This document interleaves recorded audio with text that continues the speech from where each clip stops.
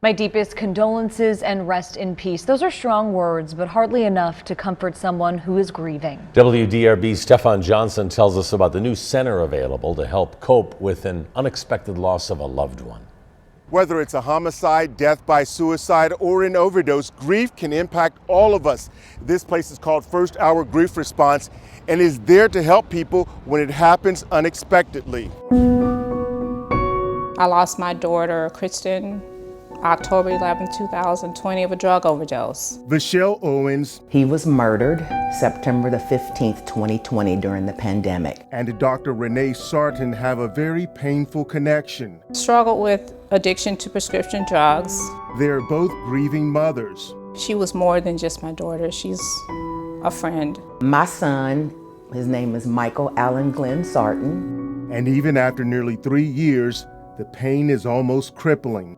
I just needed to figure out how to get up every day and do my job. I struggle a lot. I do struggle quite a bit. Both Owens and Sarton got help at First Hour Grief Response in East Louisville. It gave me an opportunity to talk about Kristen.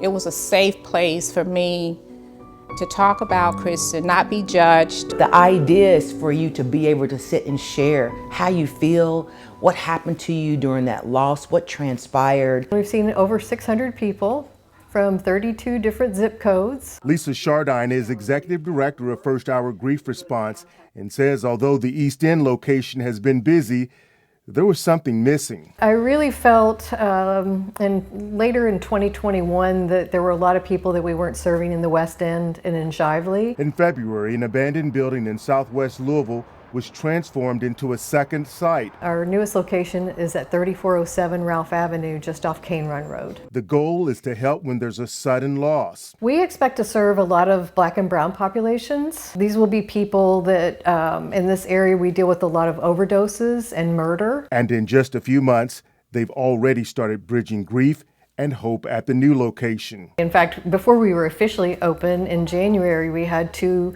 teenage boys that needed help. Their father had taken his life and they knew right away that they needed some help. I don't think I'm ever going to get over it. Never, ever, ever. He was my baby. Meanwhile, both Sarton and Owens are now bridging grief and hope by helping others do the same. I had to figure out how to find purpose, how to honor Kristen, how to help other people. To find out how to make an appointment here, just head to our website and look for this story. With photojournalist Emily Evans, I'm Stefan Johnson, WDRB News.